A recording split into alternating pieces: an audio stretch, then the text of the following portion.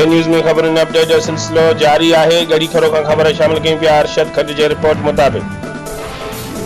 Journalist forum गड़ी खेरो जो एक अहम इजलास थी गुजरियो, जैमें शहर के चैनी प्रेस क्लब के सहाफ़िन शिरकत कई। इजलास में फोरम जा साल 2021-22 लाइ इलेक्शन ज़रिए नवा उहदेदार चूंडिया विया, जैमें चेयरमैन एडी खोखर,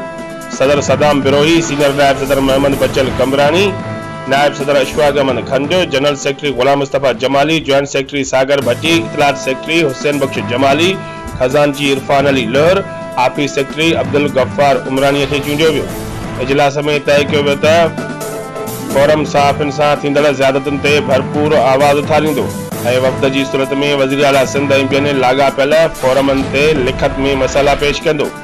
जॾहिं त फोरम सहाफ़त खां अलावा समाजी कमनि लाइ पिणु कमु कंदो ऐं हर साल शहर जी सियासी समाजी सहाफ़ती ऐं ॿियनि फील्ड्स में कमु कंदड़ माण्हुनि खे मनता एवार्ड पिणु ॾिना वेंदा।